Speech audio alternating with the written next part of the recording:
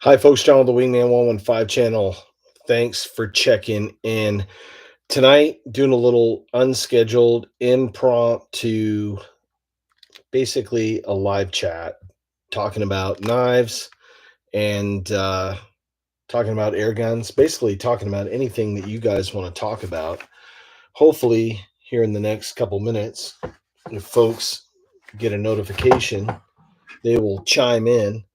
But just wanted to touch base with you all and cheers, popping a top. It's been a crazy week.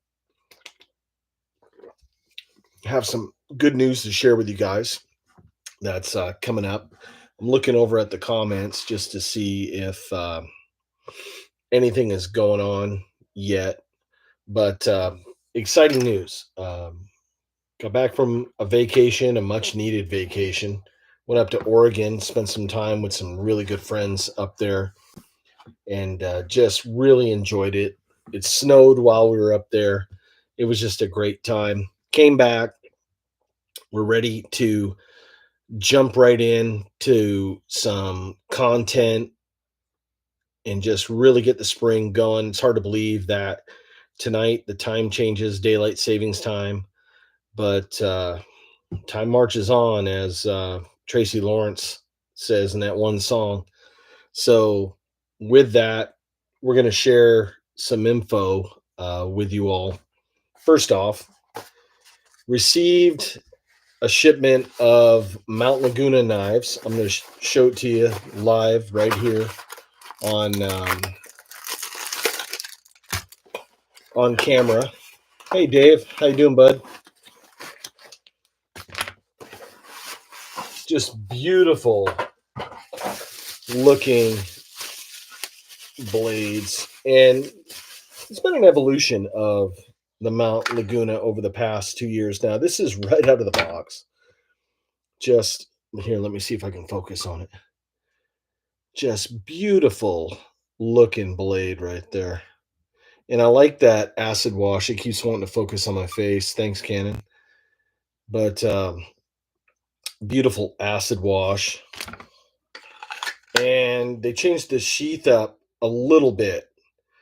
So you have a couple different options of how you want to carry this.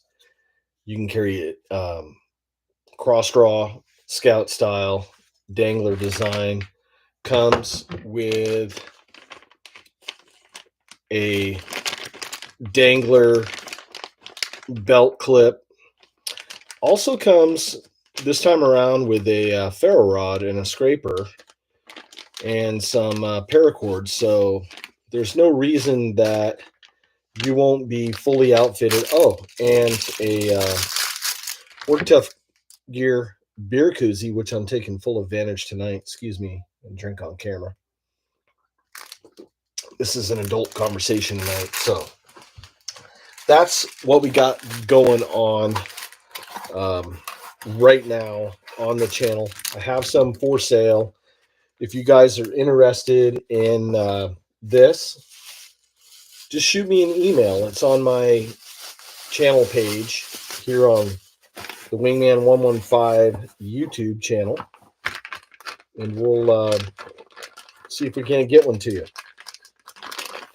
The only thing is, I can right now, because of the cost of shipping, I can only ship here in the USA, because to ship worldwide is crazy. I know that if you're outside of the US, Work Tough Gear has some in their store, and it may be cheaper for them, quote, to ship from Taiwan than it is for me to ship from here, say to Australia or to Asia or that, because they use, I believe, DHL, and they get pretty good rates, and they're pretty quick as far as like their turnaround speed. Who do we got here tonight? We got John McClendon. Hey, John, how you doing, buddy?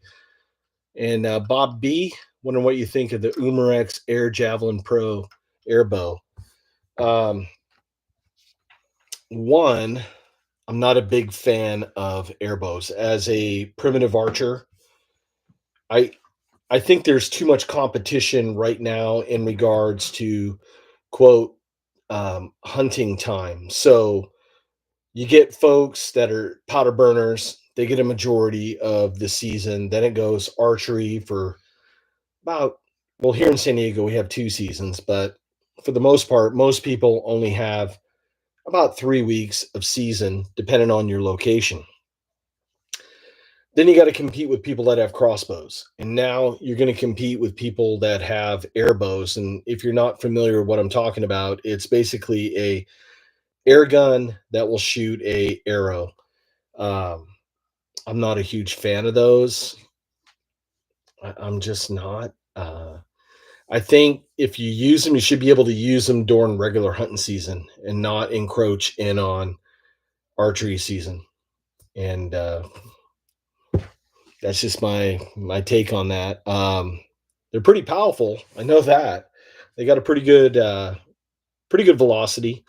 I think some of them are averaging in the high twos to mid threes, and that's right up there with a compound bow velocity. Most traditional bows, you're going to get anywhere between the 120s to maybe 170s, 180s. You'd be really lucky to get over 200 feet per second with a traditional recurve or a longbow. Let's see if we hit air enthusiasts.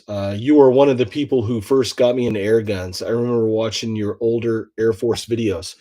Speaking of that, I got an Air Force air gun right here that I'm getting ready to do assist in a video with. This is the Condor Talon P, and has the Air Force moderator on there. It's 25 cal. This is a great air gun right here. Hey Dana, how you doing, buddy? From Mountain Sports Air Guns. That's my brother from another mother. Him and I have done a lot of hunting together and collabs. So if you are not familiar with Dana and you love airgun content, please go over and check his channel out. It's a great channel.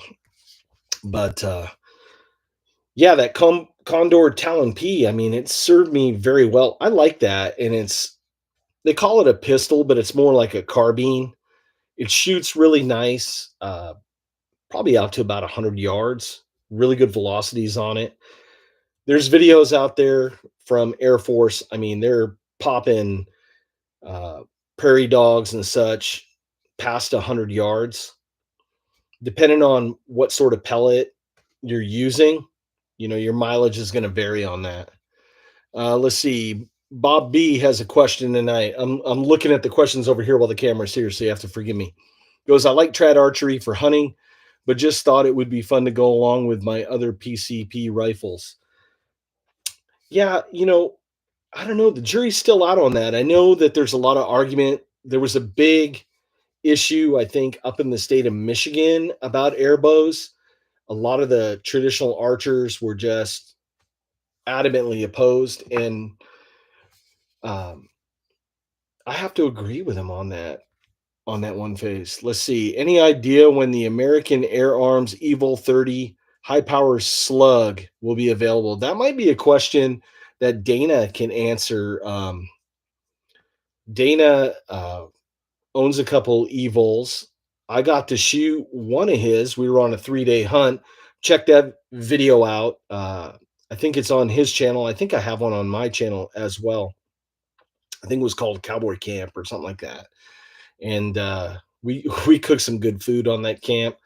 And I'm not sure if that's the one where we put the stove in the bunker or not.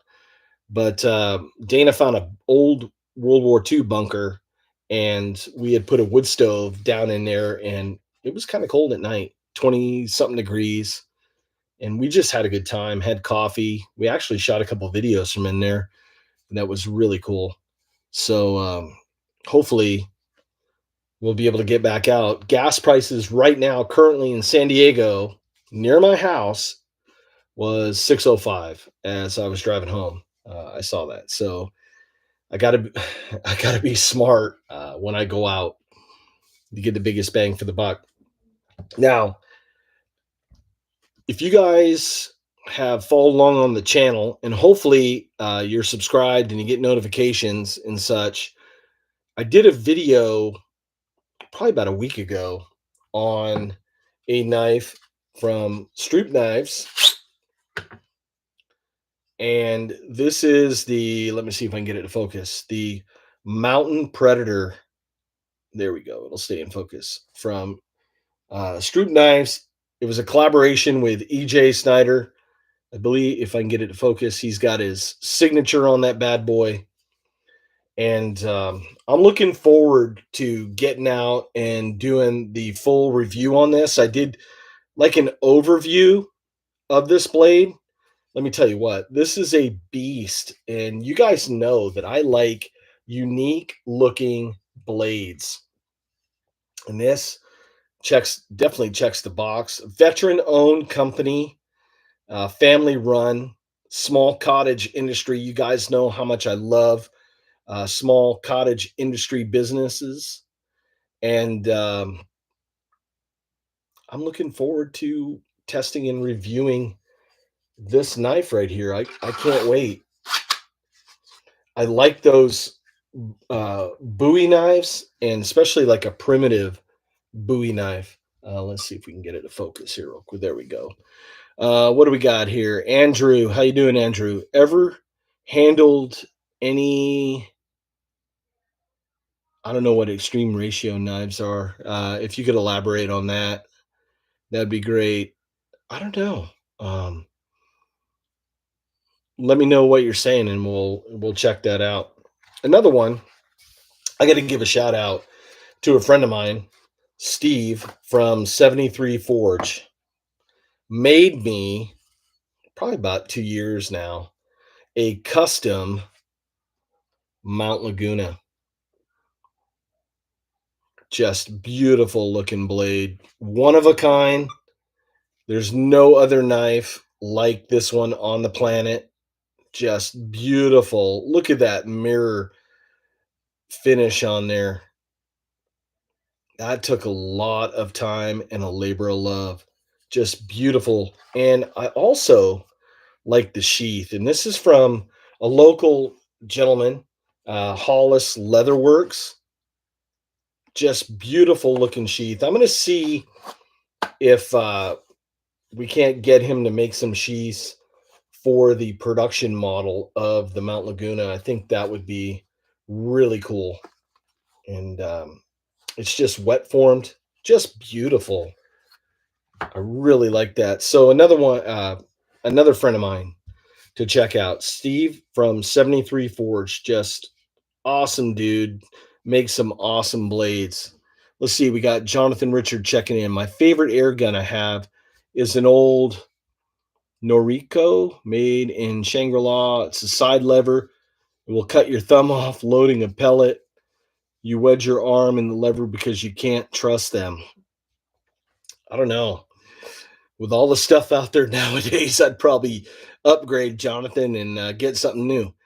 Andrew says extreme ratio bowler 9 N690 steel handmade Italy.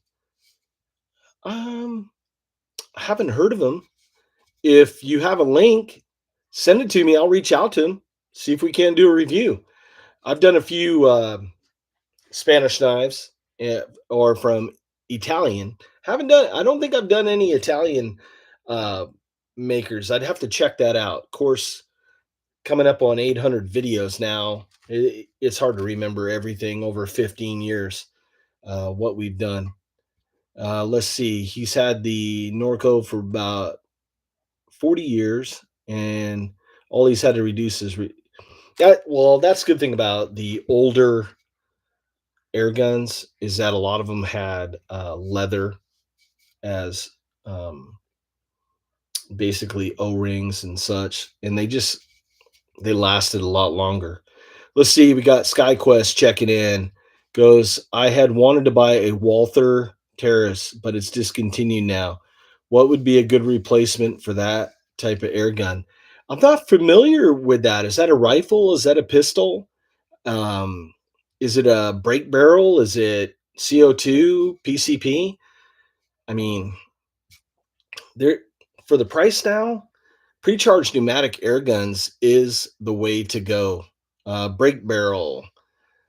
Yeah, for the price now, like I was saying, pre-charged pneumatic air rifles are the way to go. One, they're easier to lug around. They're pretty damn consistent and they're just fun to shoot.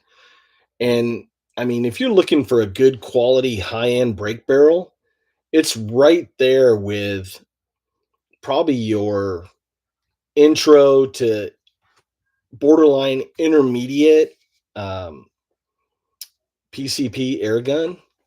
So I don't think you can go wrong getting a good PCP airgun. And I'm going to be doing a review on one here real soon. We're testing out a brand new dynamic air rifle Gen 3 in 25 cal.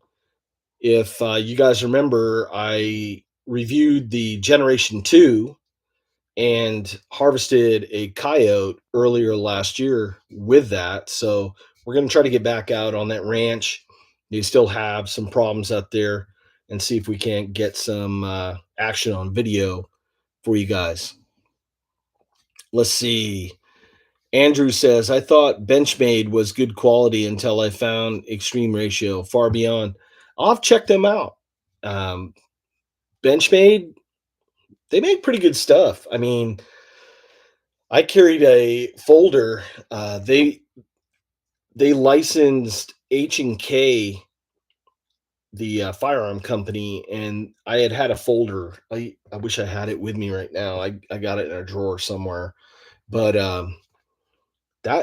Spear Point, I mean, they're trying to think what their locking mechanism is. It's one that's in the handle that slides back, and it was just smooth as silk. Just a great knife. The only thing, it was just really thick and heavy. So if you're wearing dress pants, if you're in a work environment, it's going to print a little bit, and that may be a bad thing in our current climate with all the Karens out there. But SkyQuest, yeah.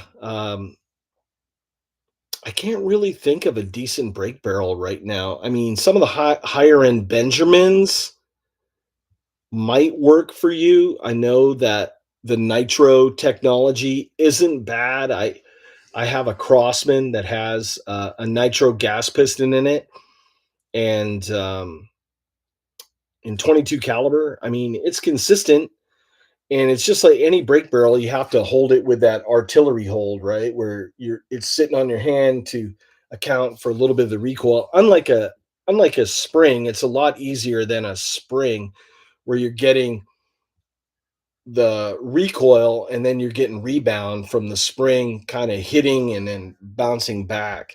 So it just takes a little practice. Like anything, you have to practice using it. Let's see what else we got going on here. Some extreme ratio spines are, looks like 1/4 inch thick. Yeah, it's a lot of steel. But you know, don't discount 1/4 inch thick knives. Tops makes a ton of them, and it's all about the profile of the blade, the design, that's going to dictate how thick the material is. I mean, like even on the Mount Laguna, it's like 3/16, and a lot of people are thinking that that's like overbuilt, but we did that for a reason, because I know folks are gonna use them hard. And me being a reviewer, I'm used to hard use on blades, and I wanted something that was going to hold up. I didn't want anything to fail if your life depended on it. And that's what you got to look at. Some people like 3/16, some people like 1/8. That's the good thing about our community. There's something out there for everybody in basically the air gun, the archery, and the knife community. Um, Depending on what your personality is, depending on what your likes, depending on what you're going to use it for. Those are the big questions in regards to steel design, and that should be any decision that you use when you're buying gear. Let's see. Dana's chiming in. I can't pronounce that name. It's Warwick makes some really nice guns, but they're more expensive. but he says they're going to last forever. And that's the philosophy that I've always kind of said on the channel. You buy once, you cry once. It's worth saving up that extra month to get something that you really, really like, that you're going to use for a very long, long time. Let's see. Awesome info. You obviously know your stuff. Where are you located approximately? Well, thank you for the kind words. And I'm not a know-it-all. I'm still learning. Trust me. I deep dive and I try to learn steels. I try to learn whenever I go out somewhere. I'm always doing show notes to try to stay on point. I research stuff, and I'm just a student that loves outdoor gear. I love what I do. Currently in San Diego. Beautiful out here. A lot of great eco zones. We have the beach, we have the coastal area, we have that transition zone between the coastal and like mid-level desert. Then we have that alpine zone. It's just beautiful. I can go within an hour and a half. I can go from the beach here in San Diego to out to Borrego Desert State Park. Just beautiful. And in that transition zone, mountains that are 5,000 and 6,000 feet. So I am truly blessed that I have a variety of places that I can go. That's the one good thing about California. Politics aside, yeah, it gets a little crazy. We're not even going to go there. But as far as the environment, I mean, it's just beautiful. We got Yosemite. We got the Sierras. We got Mammoth Lakes, Lake Tahoe, Big Sur, the Redwood Forest. I mean, I have a passion for all this stuff. I love this stuff. Let's see. My Crossman 1377 and 1322 are simple and work perfectly. Let me tell you what, those Crossman platforms are actually really good air guns. I've done a lot of videos on the 1322 and the 1377, and there's so many modifications. If you start going down that rabbit hole where you want to mod gear, I mean, if you want to spend money, there's something for everyone as far as like custom breeches, custom grips, custom like the pumper handle, custom barrels. There's sights. There's so many different things that you can do to those guns to give it your own mojo and make it your own. It's just really, really nice. Let's see. Uh, Dana's talking about awesome. Let's see. I'm trying to read while it's pronounced Rock. Thank you, Dana. I appreciate you. Um Says you can switch out barrels, whatever you want. I'm not sure about that. Says SkyQuest. It says he's in Fremont in the Bay Area. Just drove by your area about a week and a half ago. Says he knows San Diego and all the different environments. He goes, he used to live in Idlewild. Idlewild is beautiful. Time flies by fast. Probably about 10 years ago, my relative Chris and I, we used to do a lot of bicycle adventures, bicycle touring. We'd get on the train here in San Diego, take it up Santa Barbara, and then we'd bike from Santa Barbara to San Diego. And then we were in the backpacking. We'd done parts of the Pacific Crest Trail from the international border in Campo up to Mount Laguna. And then Idlewild, there's Idlewild Peak, 10,834 feet. We climbed that. That was an awesome adventure. Just beautiful, beautiful scenery. One of my first videos, I think, on this channel, if you guys look, is the trip in Idlewild. So if you guys want to do a hard rewind back probably 10, 11, 12 years, check that video out. I mean, really cool.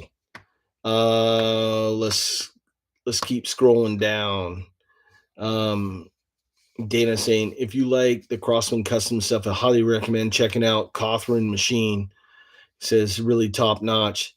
Yeah, most definitely. Cawthron does some nice stuff.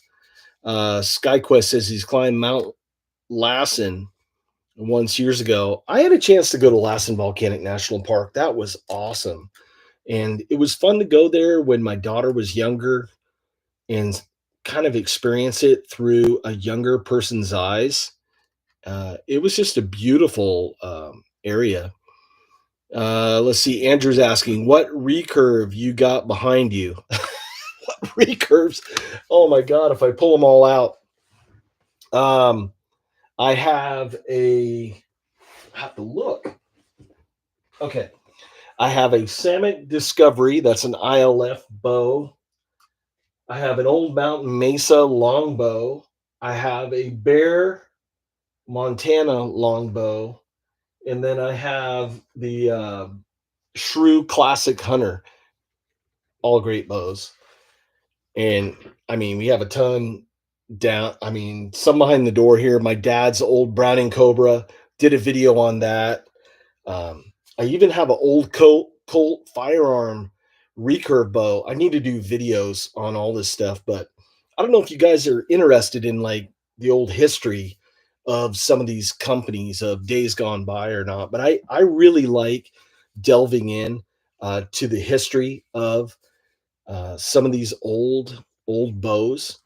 Like my dad's old Browning was actually made here in San Diego in the 60s by a company called Gordon Plastics. And Gordon Plastics at that time was making a lot of fiberglass and glue for the aerospace industry. So as archery was on the rise in the 1950s and 60s, I mean, there was millions of people. There was clubs, and it was just crazy. They got in on the bandwagon, and they did such a good job that Browning decided, hey, can you make these bows for us? And they made a ton of awesome bows. Dad's bow, God bless him, he passed in 88, but his bow still shoots as good today as it did in the late 60s when he bought it. It's just a testament to one, craftsmanship, and the quality of the products. They just, unlike stuff that's made today, they actually made stuff to last back then. And it's just a beautiful, beautiful bow. I could rant all day long on this stuff. Let's see. SkyQuest is saying, going to Lava Beds National Monument on your way up north. I'd love to. You know, it's all about time management. Like when we went to Oregon, you know, I was off for a week. I got off work, took a quick combat nap, and we got in the truck 7 o'clock and headed north. And we drove for 12 hours straight. I take that back. I stopped at Benihana's here in Carlsbad because we wanted some sushi, ate sushi, got on the road, and I drove, I think, as far as Bakersfield. I was starting to get tired because I'd gotten up at 4 in the morning. Then the wife drove for a couple hours. I think by the time we hit Sacramento, I gassed up again and then kept driving. I got up in Ashland, Oregon, just in time for breakfast, 8:30. So it was fun trip. It was a fun trip. We had a good time. What's my opinion on Hoyt recurves? Let me tell you what. Hoyt makes some awesome stuff. I know that Hoyt back in the day was a major player in the traditional recurve side. Now I think more their obviously their focus is on compound bows. That's over 90%. I would say even probably 95% of their business. And then I would say on their Olympic style bows that shooting 70 meters, like when you see the guys competing in the Olympics and such. And then I know that they make the Hoyt Centauri. That's their proprietary version of an ILF, which they invented the ILF system, which stands for International Limb Fitting. They developed the first set where limbs could just pop off and on a riser real easy. Now, the big competitor to the Centauri is the Samet Discovery that I have back there.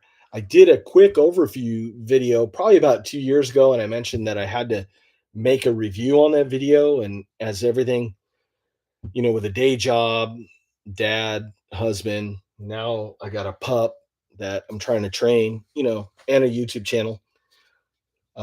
There's only so much time in a day, but we do the best that we can. Let's see here.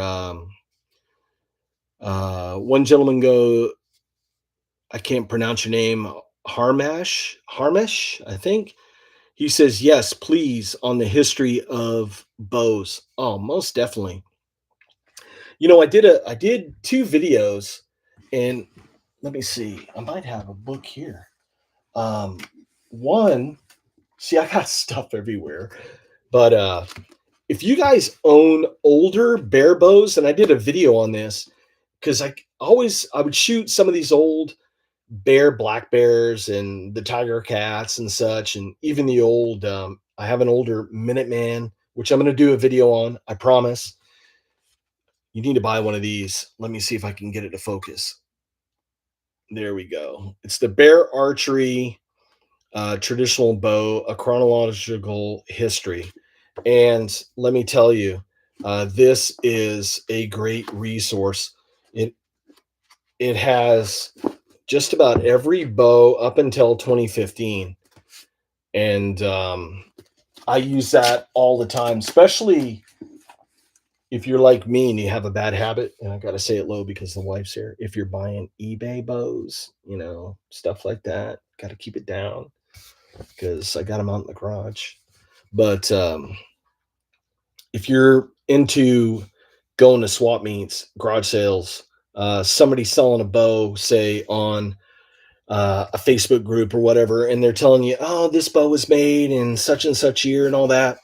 Well, you can fact check them by that if it's a bear bow. Some of the other ones, I know there's guys out there that are Ben Pearson. I mean, they know Ben Pearson's, and they can tell you where they're made and the year they were made and such. My wheelhouse is bear archery. I'm a huge fan of that, and I got a ton of older bear bows. But yeah, I love the history, and I'm working on a project. Like I said, it's all about time, though. I got so many plans to make videos for you guys, but you guys got to want to watch them. I mean, we put a lot of effort into videos, and if something only gets 300 views, I'm like, oh my god. And I'm not looking to have no viral video. I want hardcore enthusiasts that love the content to watch. That's what I'm looking for. But I'd like to at least get a couple thousand views on something, just for the time management thing. Let's see. SkyQuest. Crater Lake is fun. Crater Lake is fun. There's a lot of crazy stories if you are a Bigfoot or supernatural or missing 411 enthusiast. A lot of freaking missing people happen in that Crater Lake area, and around Mount Shasta. I love Mount Shasta. I've camped at Lake Siskiyou probably 10 or 12 times over the past 20 years. Mountain biked, actually rode a mountain bike around Mount Shasta. It was about a 72-mile ride. We did it in a day. It was a death march, but we had fun, and just a lot of crazy unexplained activity that happens in and around there. A lot of energy when you get near Shasta or Crater Lake. If you are in tune with your surrounding, you can just feel the energy of the mountain, and it's just crazy. I love it. I love it. Um, let's see. Have I ever handled or reviewed white knuckler branded knives? I have not. I wouldn't mind doing it, and if they're willing to reach out to me, hey, I'll check them out. But like I said, I got so much stuff in the queue right now that I really can't go out and solicit companies right now because there's so many videos in the queue waiting. Andrew says he likes the Hoyt Centuri, small risers and limbs. but the full sizes are too much. And then he says, "Do I ever watch Lars Anderson?" Yeah, I watch Lars Anderson. I'm an archery freak, like you guys out there. It's interesting. I'm always open to new ideas on such. And let me tell you, heads exploded when he was talking about, like, if you're right handed, you're shooting an arrow off the left side of the riser. And he was talking about shooting them off the right side of the riser. Um, People in the community were just like freaking out. And I was just laughing because, I mean, if you can do it and you can do it very well, who is to say that that's the wrong way to do something? Joel Turner from Iron Mind. I'm trying to think of the whole thing. Iron Mind hunting or something like that. He does the Iron Mind technique of archery. He shoots that way, right-handed, shoots on the right side of the riser, and he uses a thumb ring. And I mean, I gotta say, he's banging tens, 20, 30, 40, 50, 60 yards, even longer. And so who am I to say that Lars is doing it wrong? If it gets people into the sport, then hey, why not? Let's see. I think it's all about uploading it at the right time of day. Um, yes and no. I get Andrew's talking about videos and about views. It's crazy because one, I think, and not to get too crazy, but I think Google, YouTube is throttling or shadow banning content like the stuff that we're putting out, unless you got such a huge channel and folks are watching it within the first hour that they can't help but have to promote it.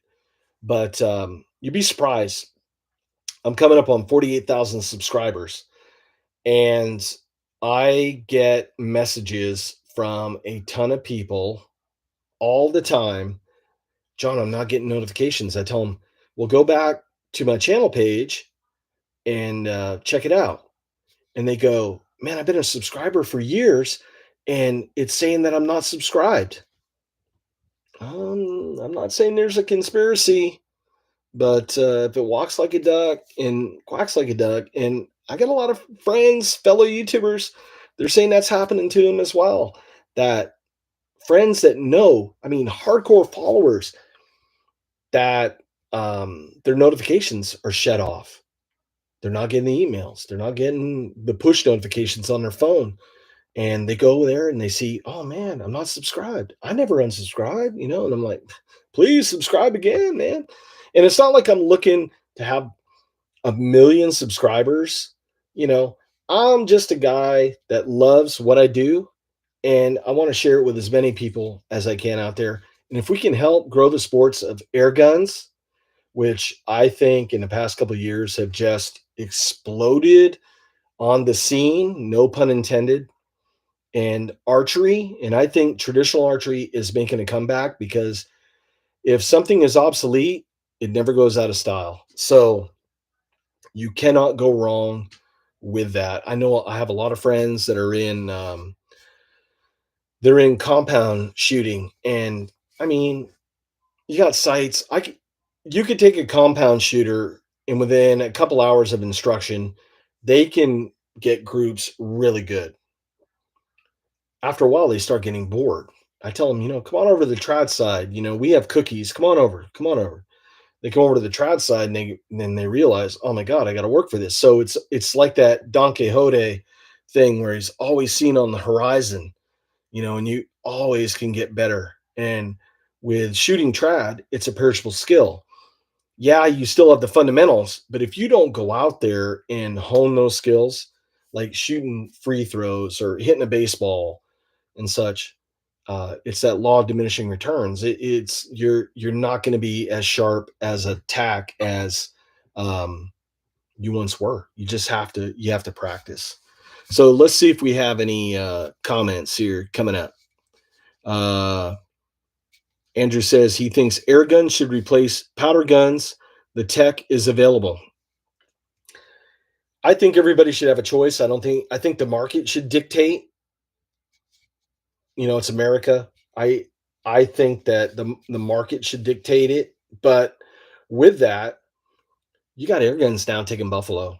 You got air guns taking bear legally 50 cals, 45 cals, 357 cals. I mean, the velocities and the kinetic energy and the foot pounds is there now where you can ethically take big game here in North America. And I mean that's exciting to think where we've come in the past 20 years as far as air guns. When 20 years ago, pre-charged pneumatic air guns was that mythical unicorn on the horizon, that unobtainable uh, goal of being able to get a certain velocity in groups and being able to get shot count and all that. Well, now, I mean, with high pressure air guns that have tanks of 4,500 psi and they're regulated, we got air guns now that are, you're getting 40 or 50 shots. When you're out hunting, I mean, you go out and hunt for 3 or 4 days, unless you're out in some really crazy infested groundhog or ground squirrel area, and that's the cool thing about it. Let's see what else we got here. Um, let's see. Dana says, "Yep, they don't like outdoor content like hunting and that sort of thing." I have to agree with you, but we keep putting it out. It's what we love to do, and there's dedicated folks that like to watch that stuff. Let's see. Um, Air guns and electric guns. I think Crossman tried that. Dana did a review on a pellet rifle that had like a little computer chip in there, was electric, and he did a hard use test on it where it was out in the snow, left it out overnight, freezing, and in the rain and such. It held up great. I think it was a Brocock. Don't quote me on that. Um, he'll probably chime in if he sees it. Let's see. Jaime, he says, "I'm your Huckleberry, late to the party." He says, "Better late than never." That's my buddy Jaime Leon de la Parra from JLD Instinctive Archery. You guys have seen him on the channel quite a bit. He's my archery guru. Oh, it's the Daystate Delta Wolf. Yeah. That gun, awesome, awesome gun. But I just love having you guys here with me tonight. We got 8, 9 people in chat coming and going. And I don't care if we had 8,000 people or 8 people. Uh, I like doing this. I hit it with the same amount of enthusiasm. Doesn't matter. I love the content. I love you guys and the community. And we're just going to roll with it like that. Cheers, guys. Cheers. We're having a little bit of Coors Banquet here tonight. Hard day at work. And we're just relaxing now, getting some barbecue ready. Life is good. But with that, I have a pretty exciting summer lined up. Jaime and I were talking about, and I'm gonna drop this. Jaime, he doesn't know yet. We're thinking about doing some YouTube shorts, some archery shorts. I know we're not talking about dropping our shorts, but YouTube has shorts that compete with TikTok and Instagram and all that stuff. So don't get that confused. It's G-rated. Nobody's dropping trow here. But we're thinking about doing some like quick tips, whether it be knives, air guns, archery stuff. I think it's a good way to help promote the channel. And we got to meet viewers where they're at. We can't expect viewers, quote, to come to us. We got to kind of meet in the middle, and shorts is kind of like the big thing now. So we're going to try that, see how it goes. We'll sample a few things, and then we'll go from there. But we got to keep innovating. So we keep moving on. Another thing that I do is like a little side hobby is I do wood carvings. Here, I'll put this. Here's a little Odin that I made. And I do pyography. I do wood burning. So, yeah, I only sleep about 1 hour a day. So, I'm thinking about also maybe even introducing that on the channel, or maybe even starting another channel with that sort of content in there. If that's something that you guys are interested, leave comments down below. Let's see. Jaime says, let's do it. Yes. I mean, we live close, and I haven't seen him, poor guy, in like a month. It's been crazy. We've both been working like crazy. Um, Mike's Backyard says, cheers, Wingman. Mike here checking in from Southern Ontario. Well, my Canadian brothers and sisters up there, I am half Canadian. My grandparents were from Quebec and New Brunswick and immigrated over to the US into northern Maine in the 1920s. So, to my fellow Canadians out there, love you. Also, I'm half Irish, so that made for some great table talk at night. My mom yelling at us in French, my dad with a heavy New England Irish brogue. It was fun times in the late 60s, 70s, early 80s. It was just nuts. Let's see. What's my favorite carving knife brand? Well, let's see what we got here. If I got it.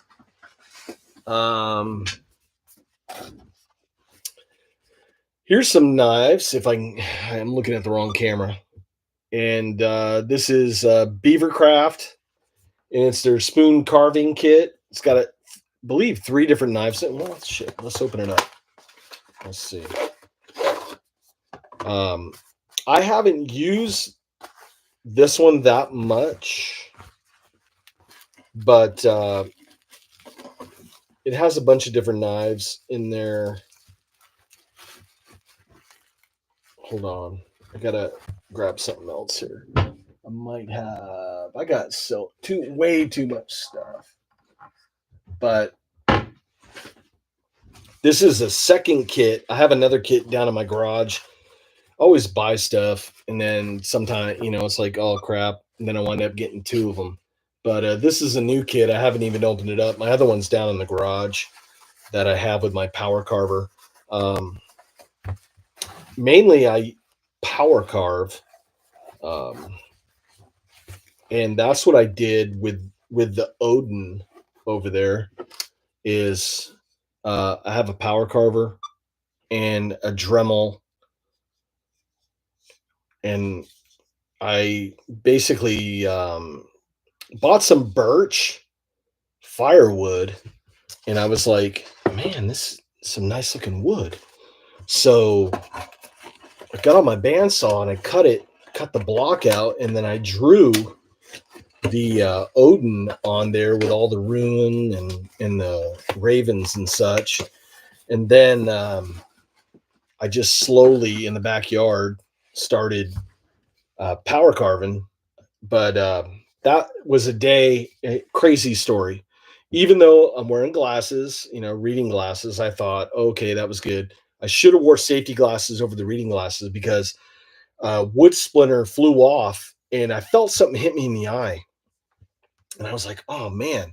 And it hurt for a long time. I went maybe like a month and a half. My eye was watering all the time. Probably there's videos where I'm like looking like, uh, some horror movie character. But make a long story short, I go to my optometrist and I go, man, my eye hurts. My eyelid feels like there's something picking in there, like a little hook. And he looked with a scope and he says, yeah, you have a splinter in your eye. And I'm like, oh crap. So it took him a little while to get that splinter out. So big advocate, face shield, wear some eye protection, save your eyeballs. Let's see. Mike says, giving a shout out to Dana, loves your channel. Let's see. Mike's backyard. He says he's Irish. This week, St. Patty's Day coming up. The luck of the Irish. We got a gentleman here, Harmosh from Saskatchewan. Hey, that's up there with Coulter Wall up there in Saskatchewan. Shout out again to my Canadian friends. Love you guys. Did a little time up in British Columbia, I think 2 years ago, and we stayed in an Airbnb at Whistler, and it was raining. It was cold. Everybody in the house was like hunkered down. I'm like, I'm sorry, I didn't travel all the way to British Columbia to sit in the house. I don't care if it's raining. So I put my foul weather gear on and I went out in the woods. I brought a compass with me and I just started walking and I found so much cool stuff. And then I realized, holy crap, there's like big ass bear out here. I'm not strapped. I don't have my knife because you're crossing the border, all that stuff. You know, you get asked 400 different questions. And every scenario started playing out in my head of like, wait, I didn't bring an EDC. I don't have a first aid kit. I don't have some form of protection. And I'm seeing signs of a bear in the area. So I was like, you know what? I think I'm going to go back for an adult beverage at the Airbnb. And I did, but it was a fun time. I really enjoyed it. Let's see. We're going to cruise down. Andrew says he carves cherry and apple wood and also peach trees. Yeah. You know, up in Oregon, when I was there 2 weeks ago, it was amazing how much apple and pear trees that there were up there. And I mean, that they had harvested, I guess there was a life expectancy on these trees and they had cut them down and started growing new ones. The upside down what says, what's up, dude? It's Cody. Need to shoot soon. Oh, that's Cody is a friend of mine who works with my nephew Jared, who's been on the channel. He shoots a Hoyt Satori. Damn good shot with that Hoyt Satori. And he's nailing targets with that, with no sights, traditional style, gripping and ripping, about 70 yards. So props out, Cody. Thanks for jumping on. Got it. Andrews in Okagan, BC. How far is that from Vancouver in traveling in miles? Andrew says he shoots without sights as well. Well, cheers, my brother. You know, shooting trad, it's tough. Whether you're shooting, you know, instinctive or you're gap shooting, you got to practice. It takes time. Let's see, we're coming up almost on an hour, so I guess we'll stick around here for a few more minutes. If you guys have any questions, any comments, shoot them on over here real quick. We'll try to get what we can answered for you guys, but I just want to come on tonight, talk with you guys, and just spend a little time together. And I'm going to try to do that at least once a month. And I know I was talking with Dana in the past day or two about doing a live airgun show, either on his channel or my channel. And it'll just be straight airgun talk. Maybe we'll have a topic that we'll bring up. Maybe one night it's springers or CO2 or PCPs or whatever. You know, we got to sit down and talk about it. But let us know in the comments if you're interested in something like that. If you're looking to get into air guns, it'd be a great way to learn. Might save you a lot of money and kind of like level that learning curve out a little bit. And even if you're a well-established person, hey, maybe we can learn something from you. So it's a dialogue. Let's see. It's the Canadian side of the border of Oroville. I have to check that out on a map. I love that area. I love that Pacific Northwest. I'll tell you a crazy story, and then we'll go here in a little bit. So, I think we're on season 6 or 7 of Alone, and the first season before they filmed it, I got a call from a producer for whatever the film company was for Discovery Channel.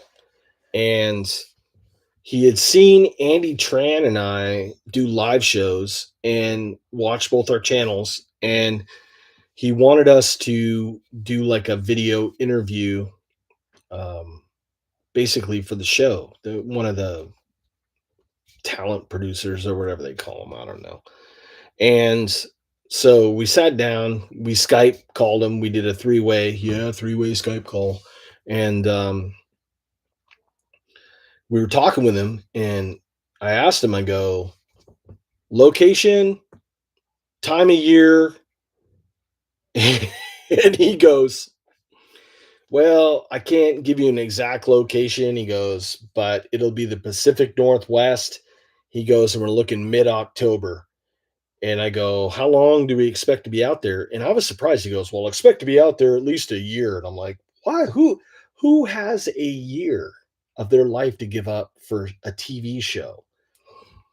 So I was like, that's a hard pass for me, because growing up in Maine, it rains maybe not as much as the Pacific Northwest, but it rains quite a bit. There's a lot of bogs, there's a lot of swamps, the humidity's high, and you're going in there with just 10 items, a tarp, a sleeping bag, a cutting tool, your camera gear, first, some sort of combustion device, one change of clothes maybe, and then some foul weather gear. And I was like, no, I'm gonna pass on this one. I'm not gonna do that.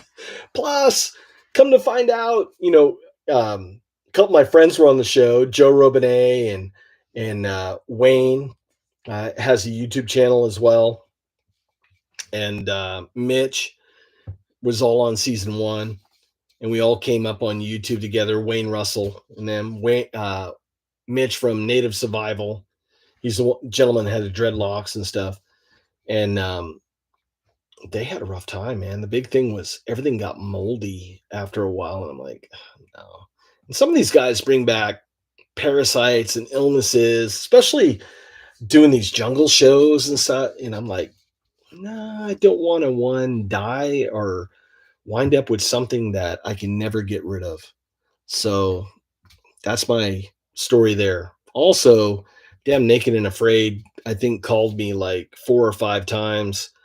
And I was like, no, you do not want to see a short, hairy dude naked and afraid. No, that ain't going to happen. And then my wife's like, you're not doing it. I said, honey, I said I wasn't doing the show.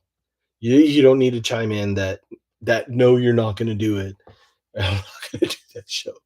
But just fun times. Let's see. Andrew says that 250 miles east of Vancouver. Okay, so you're on the other side of the Cascades then. So you might get some, Canadian desert. I was going to say high desert rolling up in there.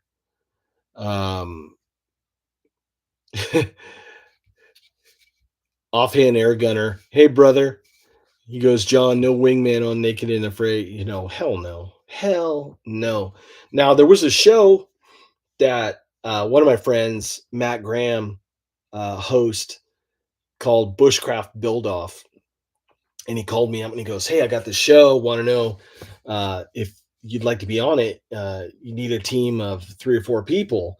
And basically, we go up somewhere in Utah or somewhere around the area and would have this competition against 2 other teams of who could make the best bushcraft, livable, thriving environment in a week's time. And I was like, dude, I'm in, but I the way the schedules were, I just couldn't get the time off to be able to do that. But if Matt, if you ever do it again, brother, I'm going to make time. I'll take vacation, leave of absence, whatever it is. We got a team set up. We'll go knock it out. It'd be fun. But let's see. We're at 1 hour, I think. Dana says, did you tell him Chuck Norris doesn't do that shit? Yeah, no kidding.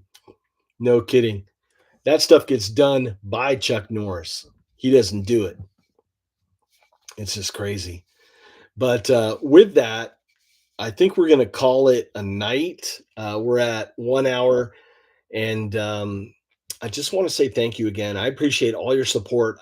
Thank you. You don't know how much your views and your thumbs up and your comments do to motivate me to keep making content. I love what I do. And I love you guys out there. And I'm not one of those content creators that just bullshit say stuff like that. I mean it from the bottom of my heart. I really like the connection. I like the relationships that I've made over the years with you folks. And I really appreciate you. And I hope I never take you guys and gals for granted. I really love you all.